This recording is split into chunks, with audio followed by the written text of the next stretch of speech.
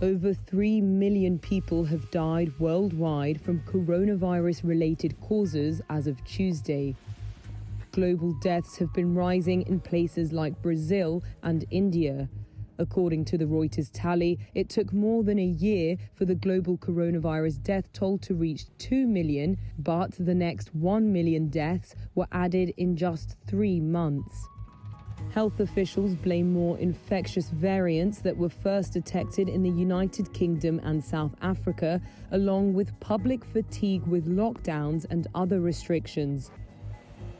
Brazil is leading the world in the daily average number of new deaths reported. India reported a record rise in COVID-19 infections on Monday, becoming the second nation after the United States to post more than 100,000 new cases in one day. Europe has the highest total number of deaths at nearly 1.1 million. While the United States has the highest number of deaths of any country in the world at 555,000, or about 19% of the world total. As of Sunday, 4.75% of the global population had received a single dose of COVID-19 vaccine, according to Our World in Data. The World Health Organization is urging countries to donate more doses to help meet vaccination targets for the most vulnerable people in poorer countries. Australia has not received 3 million doses of AstraZeneca's COVID-19 vaccine that was previously promised to the country. The acting chief medical officer confirmed the major gap in Australia's vaccination drive to local media on Tuesday. Due to export curbs by the European Union in the wake of the drug maker's failure to meet its shipment pledge, Australia only vaccinated 670,000 by the end of March, falling dramatically short of its previous pledge of 4 million first doses. Australia began vaccinations much later than some other countries due to low case numbers. Most of Australia's near 26 million population will receive the AstraZeneca vaccine, as local production of the vaccine also steps up. About 2.5 million doses have been locally produced so far. The country's pharmacy guild has also blamed the slow rollout on a lack of coordination between the Australian national government and states. A delicate diplomatic dance in Vienna on Tuesday, where representatives of the United States and Iran held indirect talks aimed at reviving a landmark nuclear deal.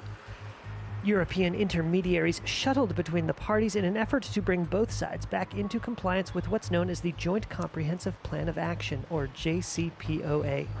An Iranian government representative sounded a positive note ahead of discussions. We are confident that we're on the right track, and if America's will, seriousness and honesty is proven, it could be a good sign for a better future. The 2015 accord reached between the US, Iran, Russia, China, the UK, France, Germany, and the European Union lifted sanctions on Tehran in exchange for curbs on that nation's nuclear program. The Iran deal is defective at its core. But after Republican President Donald Trump quit the pact in 2018, Iran announced it would enrich uranium beyond levels set by the JCPOA. That's why we said we're prepared to re-engage in negotiations with the P5+1 on Iran's nuclear program. The Biden administration has aimed to restore the previous status quo, eroded by rising tensions between the U.S. and Iran and their proxies in the Middle East. But the State Department says it's clear-eyed about the difficult challenges ahead. We don't anticipate an early or immediate breakthrough. Diplomats said talks could continue for several days to resolve some of the easier issues. They are hoping to marry a list of sanctions the U.S. might lift to nuclear obligations Iran should meet. Iran's supreme leader, who has final say in his nation's foreign policy, has demanded an immediate end to all U.S. sanctions. On that basis, I can confirm that quarantine-free travel between New Zealand and Australia. New Zealand will allow quarantine-free visits by Australians from April 19, Prime Minister Jacinda Ardern said on Tuesday. creating a travel bubble for the neighboring nations which have closed borders to the rest of the world. Though most Australian states have allowed quarantine-free visits from New Zealanders, the New Zealand government has continued mandatory quarantine from its neighbours, citing concern about small COVID-19 outbreaks. The virus has effectively been eradicated in both countries, with minor outbreaks a result of returned travellers. Australia has recorded about 29,400 virus cases and 909 deaths since the pandemic began, while New Zealand has had just over 2,100 confirmed cases and 26 deaths. Other neighbouring countries have proposed special travel zones, but the New Zealand-Australia arrangement is among the first that does not involve mandatory COVID-19 testing. North Korea's sports ministry said on Tuesday that it will not participate in the Tokyo Olympics this year to protect its athlete amidst the coronavirus pandemic. The decision was made at a meeting of North Korea's Olympic Committee on March 25th, including its sports minister Kim Il-guk, the ministry said on its website.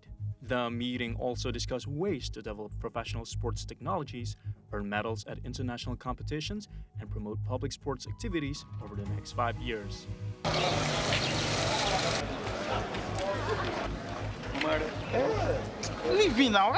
More than 1,800 inmates escaped from a Nigerian prison in the southeastern city of Owerri after an attack by gunmen carrying rocket-propelled grenades, machine guns, explosives, and rifles on Tuesday. Nigerian police said it believed a banned separatist group, the Indigenous People of Biafra, or IPOB, was behind the attack, but a spokesman for the group denied involvement. The secessionist movement in the southeast is one of several serious security challenges facing President Muhammadu Buhari, including a decade-long Islamist insurgency in the northeast, a spate of school kidnappings in the northwest, and piracy in the Gulf of Guinea. A Nigerian Correctional Service spokesman said the person had been attacked by unknown gunmen and forcefully released a total of 1,844 inmates in custody. The spokesman added the facility was stormed by an attacker around 2:15 a.m. local time on Monday. The attackers used explosives to blast the administrative block of the prison and entered the prison yard, police said in a statement. Several police stations have been attacked in southeastern Nigeria since January, with large amounts of ammunition stolen. No groups have claimed responsibility for the attacks. A group of migrants were rescued on Tuesday, traveling by dinghy 9 miles south of Gran Canaria. Among the 17 rescued migrants were 5 women and a minor, including a pregnant woman. Spanish emergency service staff followed anti-COVID protocols and measured each person's temperature before providing them with blankets. The number of undocumented migrants arriving in the Canary Islands jumped 8-fold from 2019 to more than 25,000, with the impact of the COVID-19 pandemic on tourism and other industries in North and Sub-Saharan Africa pushed more to embark on the dangerous journey. Hundreds died or went missing last year after attempting the crossing to the Spanish islands in the Atlantic Ocean, often in rickety, overcrowded boats with unreliable engines, the UN Refugee Agency (UNHCR) said.